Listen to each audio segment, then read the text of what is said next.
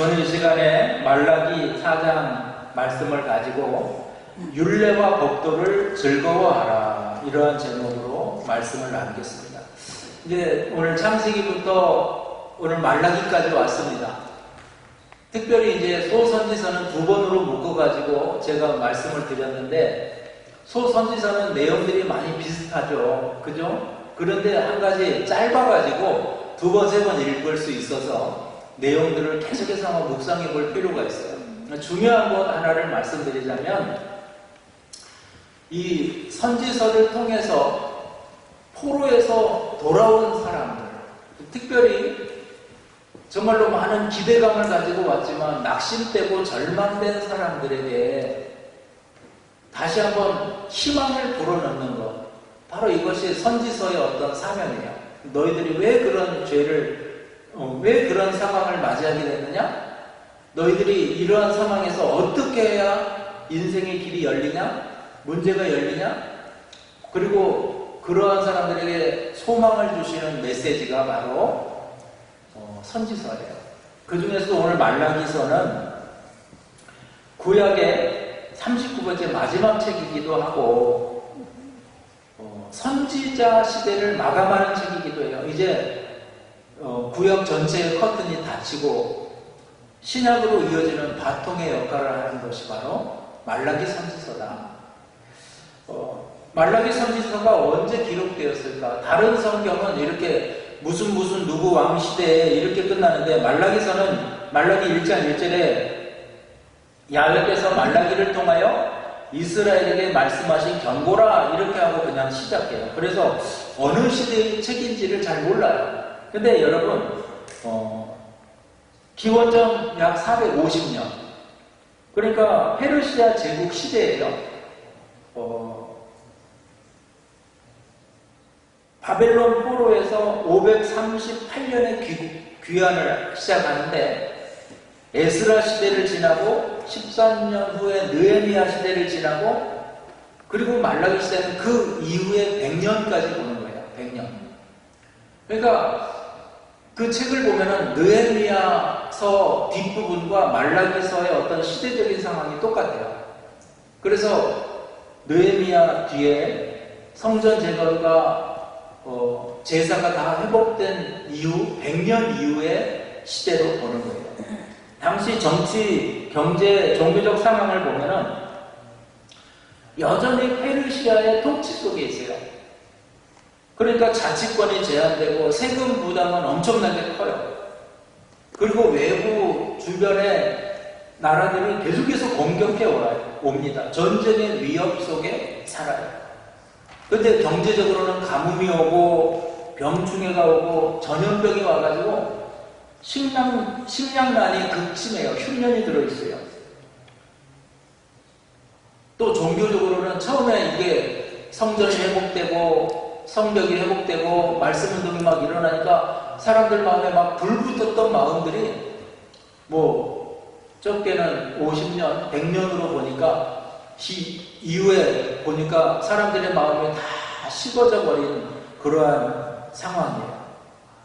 하나님에 대한 의심이 일고 가정이 붕괴되고, 이러한 상황 가운데서 이제 말라기의 어떤 메시지가 시작되는 것입니다.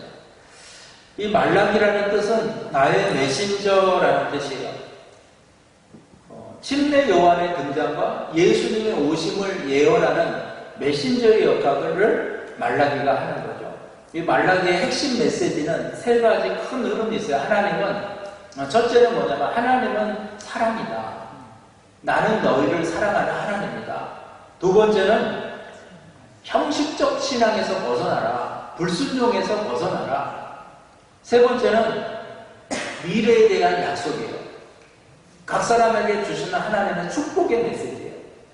그러니까 여러분, 말라기서를 통해서 저와 여러분이 하나님의 마음을 깨닫기를 축원합니다. 지금 하나님은 어떤 생각을 가지고 계실까? 어떤 마음을 품고 계실까?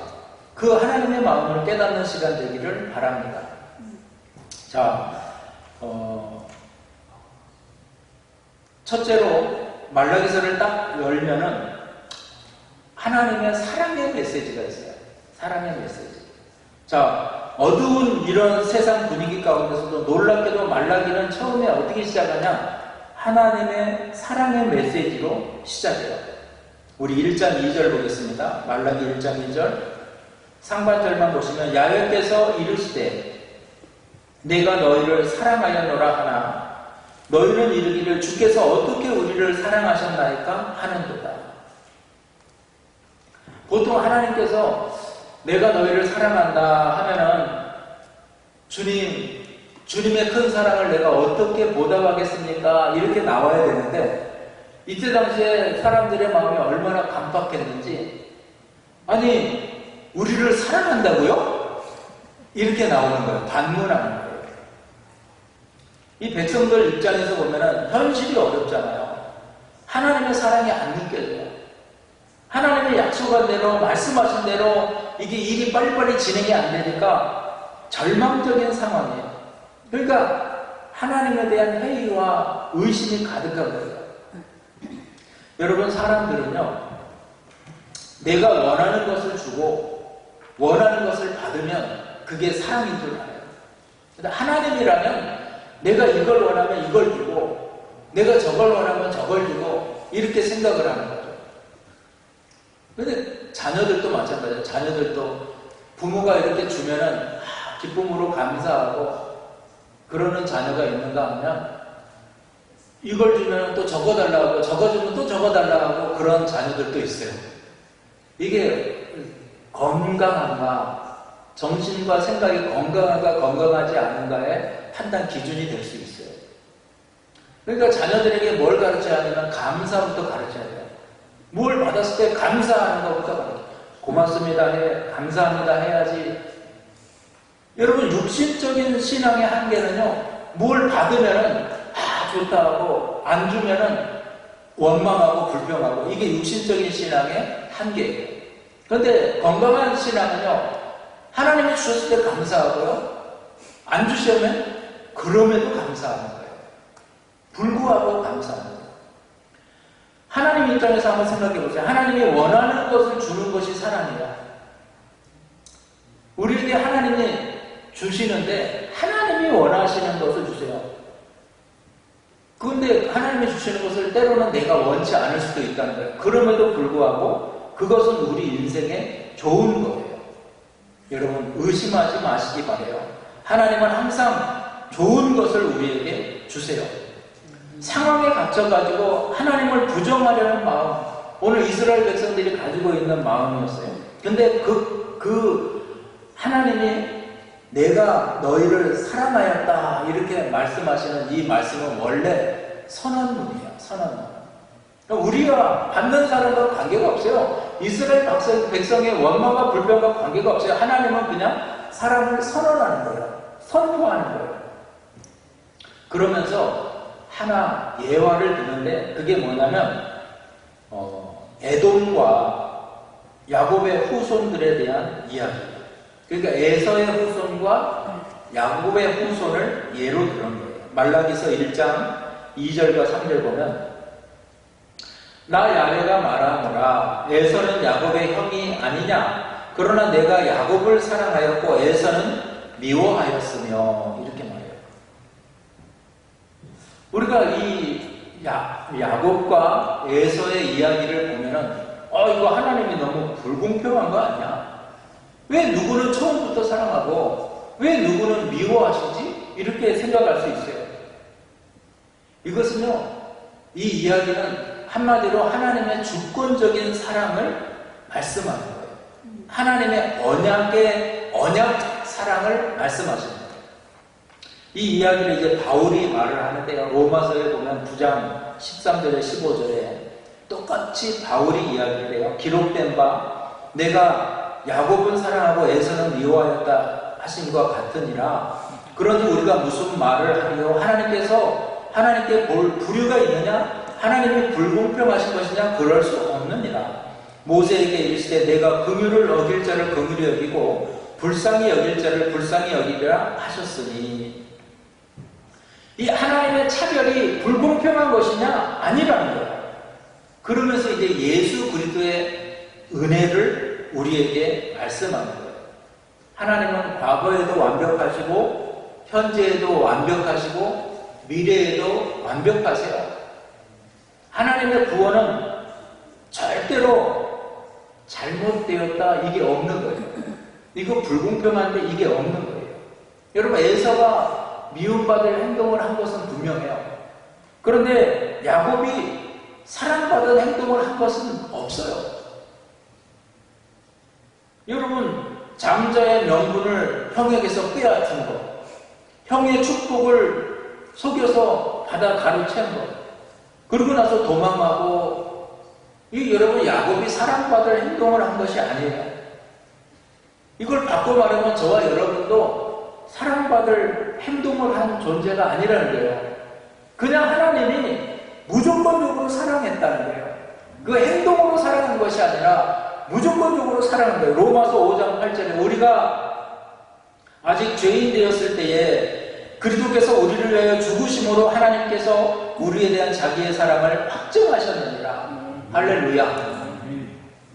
그럼에도 하나님의 사랑을 의심하는 마음이 있었다는 거예요. 자, 저와 여러분이 구원받았는데도 불구하고 하나님의 사랑을 의심해요.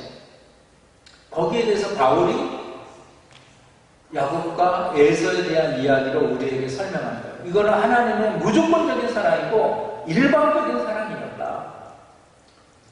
오늘 본문 말씀이 이거예요. 너희가 포로에서 돌아오고 지금까지 보존되고 이 모든 것이 다윗의 약속을 통해서 이루어놓은 나의 사랑이다. 이렇게 말씀하는 거예요. 여러분, 저와 여러분, 변함없는 하나님의 사랑, 무조건적인 사랑, 바로 이것이 말라기에 흐르고 있는 맥이라는 것을 기억하시기 바랍니다. 두 번째 메시지는 뭐냐면 책망의 메시지예요. 그리고 책망 메시지의 끝부분에 이렇게 말씀해요. 그런즉 내게 돌아오라 이거예요. 여러분, 우리가 누구를 책망할 때 내 기분에, 내 감정에 책망하는 거 아니에요. 돌아오라고 책망하는 거예요. 할렐루야. 하나님도 마찬가지로 책망을 주실 때 너희들 이거 죽어라 하고 주는 것이 아니라 돌이켜서 내게로 돌아오라, 이러한 맥락에서 책망을 준단 말이에요. 말라기 3장 7절에 만군의 야훼가 이르노라 너희 조상들의 날로부터 너희가 나의 규례를 떠나 지키지 아니하였도다. 그런즉 내게로 돌아오라. 그리하면 나도 너희에게로 돌아가리라 하였더니 너희가 이르기를 우리가 어떻게 하여야 돌아가리까 하는도다. 자, 이 말씀 또한 우리를 사랑했다고요? 이 질문과 같이 돌아오라 그러면 아멘, 돌아가겠습니다 이렇게 선언하면 되는 거예요. 하나님이 돌아오라라고 선언했어요. 그러면 아멘 하고 돌아오면 돼요. 근데 어떻게 하여야 돌아가리까? 예수님이 내 이웃을 내 몸같이 사랑하라 그러니까 누가 내 이웃입니까? 이것과 똑같은 거예요. 어떻게 해야 돌아갈까? 여러분, 회개하고 돌이키면 되는 거예요. 자, 하나님이 책망하시는 이 책망의 내용이 3가지 정도로 제가 요약할 수 있어요. 원래는 7가지예요. 근데 3가지로 크게 주제를 잡아보면, 첫째는 제사장의 타락이에요. 그리고 백성들은 형식적인 제사를 드리는 거예요. 자, 말라기 1장 6절에서 8절이에요. 중요한 말씀이니까 제가 여러분 읽어드릴게요. 내 이름을 멸시하는 제사장들아, 나 만군의 야훼가 너희에게 이르기를 아들은 그 아버지를, 종은 그 주인을 공경하나니 내가 아버지일진데 나를 공경함이 어디 있느냐? 내가 주인일진데 나를 두려워함이 어디 있느냐? 하나 너희는 이르기를 우리가 어떻게 주의 이름을 멸시하였나이까 하는도다. 그러니까 이제 하나님이 거기에 대한 구체적인 이야기를 하나하나 해줘요. 자, 너희가 더러운 떡을 나의 제단에 드리고 말하기를 우리가 어떻게 주를 더럽게 하였나이까 하는도다. 이는 너희가 야훼의 식탁은 경멸이 여김이 것이라 말하였기 때문이다. 만군의 야훼가 이르노라 너희는 눈먼 희생제물을 바치는 것이 어찌 악하지 아니하며 저는 것 병든 것을 드리는 것이 어찌 악하지 아니하냐. 이제 그것들 너희 총독에게 드려보라. 그가 너를 기뻐하겠느냐? 기뻐하겠으면 너를 받아주겠느냐? 여러분, 제사장이 뭐예요? 제사장은 예배를 책임지는 사람들이에요. 근데 누구보다 거룩함을 지켜야 될 사람들이 부정한 제물을 드렸고요. 그들이 그렇게 드리도록 종용했다는 거예요. 눈먼 것, 병든 것, 절룩거리는 것. 그것을 드리면서도 아무렇지가 않았다는 거예요. 마음의 양심도 가책도 없었다는 거예요. 이 성경 배경사에 보면은 신구약 중간 시대에 어떤 일들이 일어나냐면 느헤미야서에도 조금 나오고 언급되는데 이 제사장들이요 장사꾼들과 결탁을 해요. 그래가지고 제물을 드릴 때 제사장이 도장을 찍어야 되거든요. 이건 제물로서 합당하다 하고 도장을 찍어야 되는데 이 제사장들이 한 가게를 예를 들어서 딱 정해놓고 거기에서만 사온 제물을 도장 찍어주는 거예요. 결탁이 되는 거예요.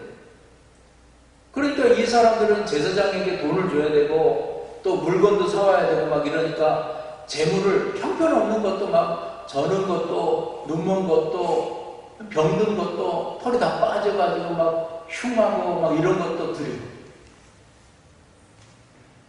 그런 것을 갖다 드린다. 첫째는 제사장의 타락이었고 두 번째는 그러한 제사를 드리다 보니까 사람들의 마음에 양심에 타락이 오는 거예요. 원래 우리가 하나님께로 향한 마음은 최상급을 드리는 거예요. 근데 여러분 집에 소가 2마리 있는데 하나는 제사를 드려서 죽여야 돼요. 잡아서. 근데 하나는 소화도 안 되고 맨날 병들어서 빌빌거리고 그래요. 하나는 아주 건강하고 쌩쌩해요. 그러면 어떤 거를 하나님께 드려야 되겠습니까? 어차피 죽일 거니까 좀 이렇게 병든 거. 백성들의 마음도 자꾸 그렇게 되거든요. 마음이 멀어져 버려요. 여러분 참 이 마음이 중요해요. 선물을 이렇게 살 때도 마음이 중요하잖아요. 마음이. 저는 이제 한국에서 선물 살 때 이렇게 집사람이랑 고속부 섬에 이렇게 걸다가 이 예쁜 애기들 양말이 있어요. 야 우리 이거 그거 민호가 신었으면 좋겠다. 야 이거 미니가 신으면 좋겠네. 그 애들 생각이 나는 거예요. 애들 생각. 그래서 야 이거 사봐. 애들 머리 몇 명 해가지고 또 짱짱하고 이쁜 양말이 또 있어서 우리 성도님들 하나씩 사주면 좋겠어요. 몇 켤레나 살까요? 인원수 한번 생각해서 사봐. 넉넉하게 사봐. 이쁜 사람은 2켤레 줘. 그래서 사거든요. 김 먹다가 바사락 이거 너무 맛있다. 이거 성도들 하나씩 주고 흰쌀밥 해가지고 한 번씩 먹었으면 좋겠다. 할렐루야. 야, 이분은 몸이 약하니까 홍삼 좀 사가지고 라고 좀 줬으면 좋겠어. 사. 그래, 애 또 사고. 선물을 살 때 그 사람을 생각해서 사는 거예요. 제가 한 번은 선물을 받았는데 거기에 보니까 다른 분 이름이 적혀 있는 거예요. 사랑하는 누구누구 권사님 뭐 이러면서 아니 나한테 선물을 줄 거면 그런 거 좀 빼고 주든지 편지까지 다 넣어가지고 줬어요. 이게 뭐야 자기 필요 없으니까 패스하는 거 아니야. 기분이 확 나빠지는 것 같아요. 그래도 많이 주면 좋습니다. 그래도 좋긴 한데 이게 착 떨어지는 거예요. 여러분 하나님도 마찬가지예요. 하나님 지금 오죽하면 그러면 너희들 내가 어른으로 안 보여? 내가 아버지로 안 보여? 어떻게 이런 거를 나한테 줄 수가 있어? 너희 총독에게 그거 갖다 줘봐. 기뻐하겠는가? 이거 하나님이 얼마나 섭섭했으면 그렇게 말하겠는가? 여러분 하나님이 우리에게 아쉬워가지고 예물을 요구하세요? 하나님은 헌신의 마음을 받으시고 더 많은 것, 더 좋은 것을 우리에게 주기를 원하시는데 저와 여러분의 마음이 없는 그런 선물, 마음이 없는 예물, 마음이 없는 희생, 봉사 하나님은 원하지 않아요. 두 번째 책망은요, 이방인과의 결혼에 대한 책망이에요. 이 하나님이 이제 지적하시는 것이 말라기 2장 11절에 유다는 거짓을 행하였고 이스라엘과 예루살렘 중에서 가증한 일을 행하였으며 유다는 야훼께서 사랑하시는 그 성결을 욕되게 하여 이방신의 딸과 결혼하였으니, 우리가 15절에 보면은 하나님께서 인간들에게, 이스라엘 백성들에게 원하는 것은 결혼을 통해서 가정을 이루어 경건한 자손을 얻기를 원하셨어요. 말라기 2장 15절 그들에게 영이 충만하였으나 오직 하나를 만들지 아니하였느냐, 어찌하여 하나만 만드셨느냐, 이는 경건한 자손을 얻고자 하심이니라. 그러므로 내 심령을 삼가 지켜 어려서 맞이한 아내에게 거짓을 행하지 말지니라. 가정의 경건함을 말씀하고 있어요. 가정의 윤리를 말씀하고 있어요. 이게 이제 느헤미야에서 보면 더 자세하게 구체적으로 나오는데, 느헤미야 13장 23절에서 24절 그때에 내가 본즉 유다 사람이 아스돗과 암몬과 모압 여인을 아내로 맞아 삼았는데 그들의 자녀가 아스돗 방언을 절반쯤 하여도 유다 방언은 못하니 그 하는 말이 각 족속의 방언이므로, 쉽게 말씀드리면 유다인이, 이스라엘 백성이 이방인과 결혼을 했어요. 근데 아이들은 엄마를 많이 따르잖아요. 그러니까 아빠가 많이 시간을 갖지 못하니까 아이들이 말을 하는데 다 이방 언어를 말하는 거예요. 암몬, 모압, 아스다도. 그러면서 그 말을 하면서 그들이 가지고 있는 우상을 섬기는 거예요. 어머니의 신앙을 따라서 그걸 섬기는 거예요. 이것을 보면서 한탄한 거죠. 느헤미야가 한탄하는 거예요.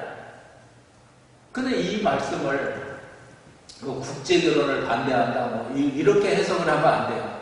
이 말씀은 믿지 않는 자와 멍에를 같이 매는 거, 느헤미야 해석할 때도 말씀드렸어요. 믿지 않는 자와 멍에를 같이 매는 부분에 대해서 해석을 해요. 특별히 우리 청년들에게 주시는 말씀이에요. 고린도후서 6장 14절에 16절 너희는 믿지 않는 자와 멍에를 함께 매지 말라.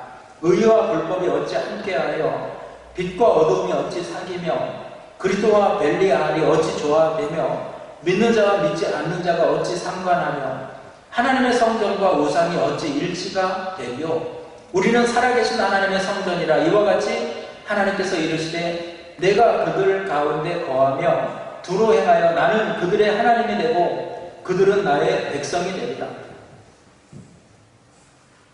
우리가 믿지 않는 자에 대한 태도에 대해서 말하는 거예요. 신앙에 대해서 말하는 거예요. 여러분 섞지 말아요. 섞이지 말아요.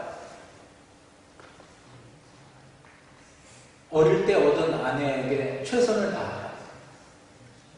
나를 자기를 잘 지키라는 거예요. 정결함을 유지하는 거예요. 우리가 믿지 않는 자들과 함께 멍에를 매지 말아라. 이것을 같이 살지도 말고 이렇게 해석하지 말고 그들과 함께 영적인 신앙의 것들을 여러분 포기하면은 나중에는 영적으로 버림받게 되는 거예요. 결혼하기 전에 잘 이걸 따져야 돼요. 안 믿는 사람이라도 결혼해서 예수 믿게 하면 되잖아요. 결혼이 단기 선교도 아니고 그런 사람들 이제 평생 힘들어요. 여러분 결혼을 통해서 시너지 효과를 내고 오늘 하나님이 뭐라고 그랬어요? 네? 경건한 자손을 얻고자 하니라. 그런데 평생 기도 제목이 남편 믿는 거. 그래서 경건한 가정이 될 수 않아요. 부부관계가 서로 경건해야 되는데 한쪽이 흐트러져 버리면 경건할 수가 없는 거죠. 믿는 사람이 안 믿는 사람과 결혼하는 것은 이러한 문제가 일어날 수 있는 거예요. 그리고 이것은 우리 신앙의 정절의 문제를 말씀하고 있는 거예요. 이웃 종교인들과 여러분 싸우지 않는 것은 좋아요. 통성명하고 이렇게 관계 서로 갖는 건 좋아요. 그러나 그들의 사상까지 받아들이고 그것을 섞어버리면은 우리의 신앙이 흐트러져 버려요. 무슨 얘기인지 아시겠죠? 바로 여기에 대해서 하나님이 지금 경건한 자손을 얻기 위한 결혼의 수단, 경건한 자손을 얻기 위한 하나님의 뜻을 책망. 마지막 세 번째는 11조와 헌물의 소홀함이에요. 아까 이 헌물에 대해서 제가 지적을 했죠. 우리가 그런 상황이 왔을 때 정말 최고의 것을 하나님께 드리는 거예요. 그래서 우리는 그러지 못했어요. 옛날에 자녀 셋이 있어요. 큰아들은 아주 공부도 잘하고 뛰어나요. 둘째 아들은 아주 성격도 좋고 좋아요. 셋째는 맨날 싸우고 그래요. 하나님 앞에 서원하는데 꼭 셋째를 드린단 말이에요. 이거는 사람이 안 되는데 뭘 해도 안 되고 다 망하니까 하나님 주의 종이 되겠어요. 좋겠습니다. 그런 결과가 지금 한국이에요. 최고를 드려야 되는데, 최상급을 드려야 되는데 왜 안 되면 드리라는 거예요. 그러면 안 돼요. 저와 여러분도 마찬가지예요. 11조 헌물에 대해서 오늘 말씀하는데 말라기 3장 8절 9절에 사람이 어찌 하나님의 것을 도둑질하겠느냐. 그러나 너희는 나의 것을 도둑질하고도 말하기를 우리가 어떻게 주의 것을 도둑질하였나이까 하는도다. 이는 곧 11조와 봉헌물이니라. 곧 너희 온 나라가 나의 것을 도둑질하였으므로 너희가 저주를 받았느니라. 여러분 여기 계속 보면요. 하나님의 것, 나의 것 이렇게 계속해서 말씀하세요. 이 말라기서 3장에 보면 계속 그렇게 말해요. 그런데 사람들은 내가 하나님의 것을 언제 도둑질했습니까? 이렇게 반문하는 거예요. 그런데 신명기 26장 13절에 보면 내가 성물을 내 집에서 내어 이렇게 말해요. 11조를 뭐라고 그러냐면 성물이라고 말해요. 봉헌물, 하나님께 드리는 예물에 대해서 뭐라고 그러냐면 거룩한 것이라고 말해요. 그러니까 처음부터 이것은 내 것이 아니라 하나님 거예요. 하나님. 이러한 정신과 생각이 필요하다. 저는 중간에 예수님을 믿었어요. 그래서 제가 해보려고 해도 안 되는 것이 11조였어요. 너무 힘들었어요. 제가 우리 집 처음에 결혼해가지고 11조 뭐 이런 걸 내가 다 띄고 이렇게 관리를 하는데 이 살림을 살다 보면은 항상 11조가 모자라요. 주여. 딴 거 다 하고 나다 보면 11조가 모자라요. 주여. 그래서 하나님 11조가 모자라네요 하고 다음으로. 근데 내가 도저히 그 계산이 안 나와서 우리 집사람한테 줘버렸어요. 당신이 해라. 이 사람은 이제 어머니 뱃속에 있을 때부터 신앙 생활을 했어요. 이 사람은 성경 딱에다가 11조를 딱 띄워요. 먼저 주면 다 먼저 11조를 성경 안에다가 다 띄워놔요. 그리고 나서 생활을 해요. 저는 그게 너무 힘들었는데 저희 아내는 그거를 하더라고요. 그래서 모태신앙이 다 못하는 줄 알았더니 하는구나. 모태신앙이 좋구나. 나는 다 쓰고 11조가 부족하네요. 그랬는데 아내는 11조를 먼저 띄니까 생활비가 부족한 거예요. 생활비가. 여러분 하나님이 하늘의 창고의 문을 여는 열쇠를 성경에 보면 몇 가지를 말하는데 조건부, 그리하면이라는 조건을 붙인 게 두 가지가 나와요. 하나는 뭐냐면 내 부모를 공경하라. 그리하면 이 땅에서 너 잘 산다. 장수한다. 그리고 오늘 11조에 대해서 말씀해요. 말라기 3장 11절에 12절에 만군의 야훼가 이르노라 내가 너희를 위하여 메뚜기를 금하여 너희 토지 소산을 먹어 없애지 못하게 하며 너희 밭에 포도나무 열매가 기한 전에 떨어지지 않게 하리니 너희 땅이 아름다워짐으로 모든 이방인들이 너희를 복되다 하리라. 만군의 야훼의 말이니라. 포도나무가 나무의 과실이 기한 전에 떨어지지 않는 것, 이것이 축복이에요.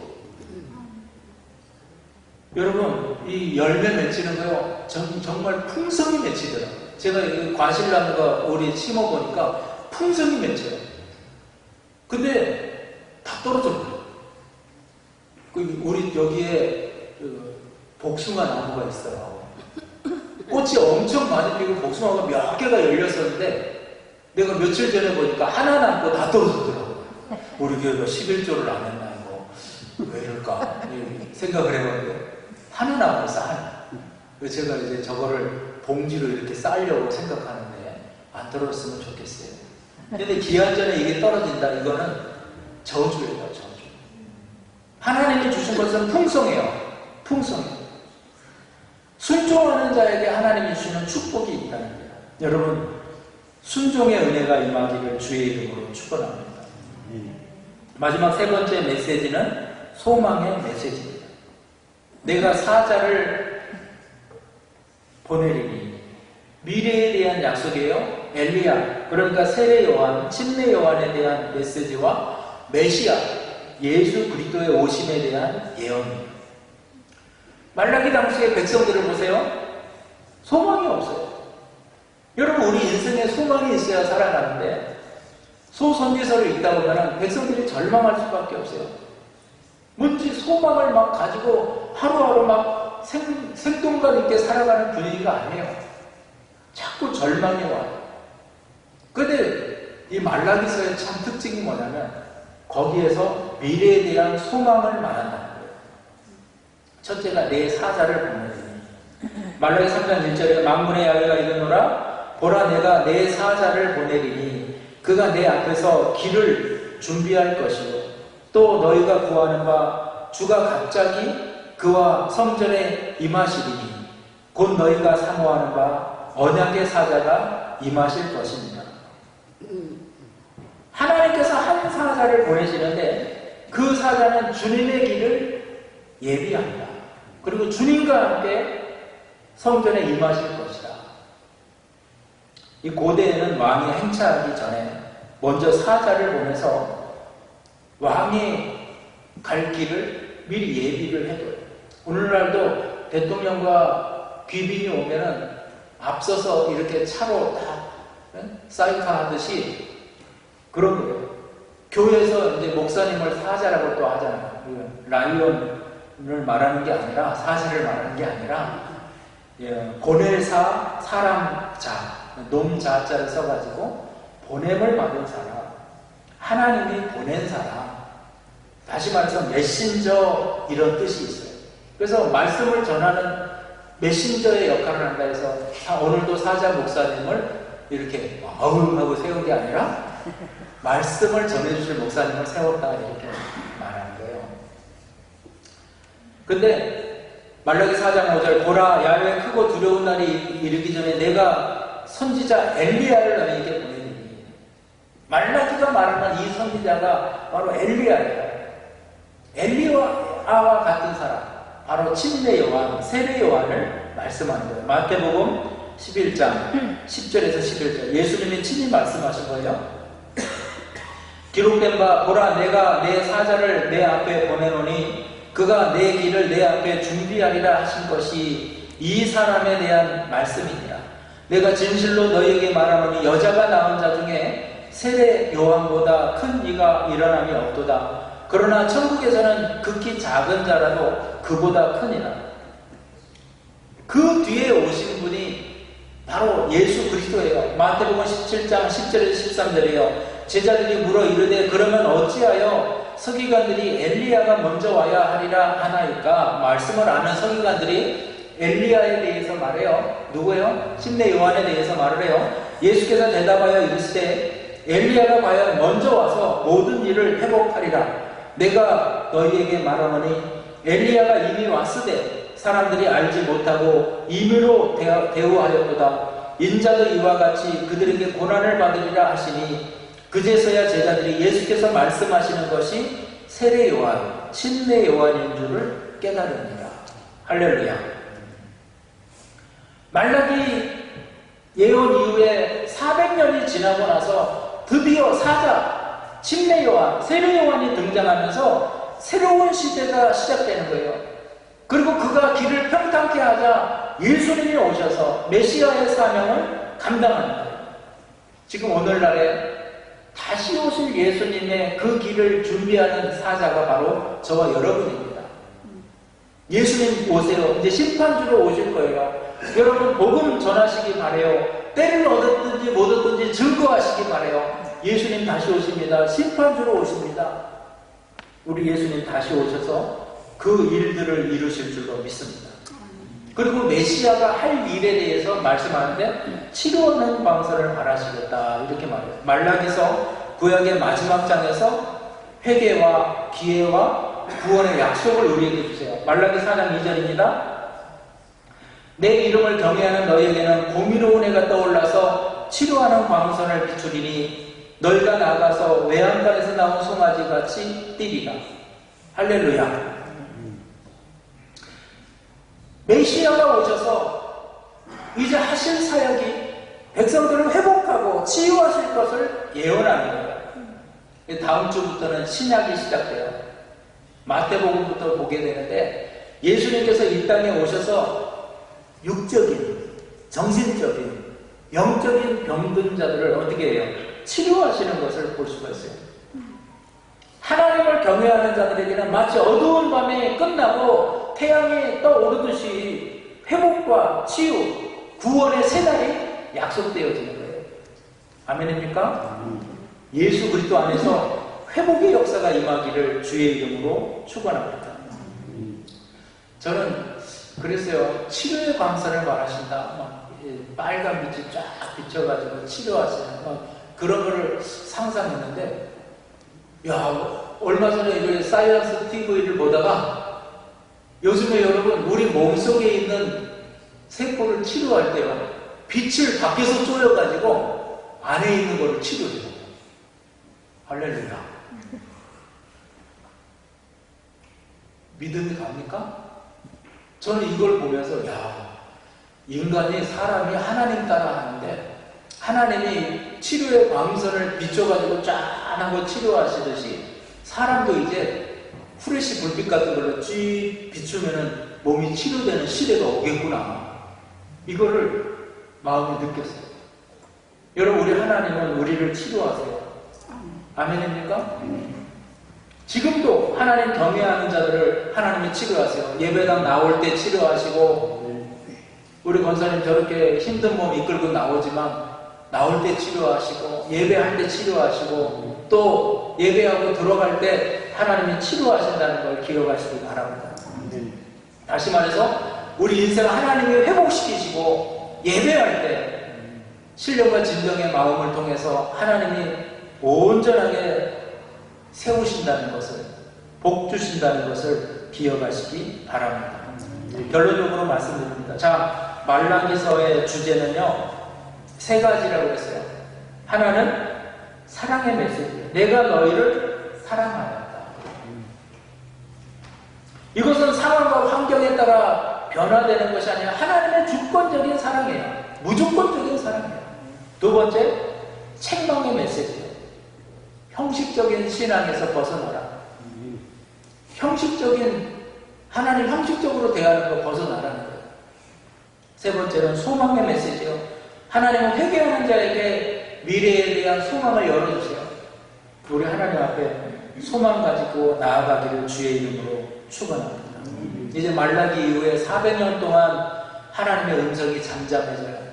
그러나 침례 요한의 외침에서 회개하라, 천국이 가까웠느니라. 그리고 예수님께서 동일하게 내게로 돌아오라, 그리하면 나도 너희에게로 돌아가리라. 동일한 메시지의 복음이 증거되는 것을 볼 수 있어요. 저와 여러분도 이런 메신저의 역할, 사명 감당하면서 말세에 전도하시고 다시 오실 예수님을 증거하는 믿음들 되기를 주의 이름으로 축원합니다.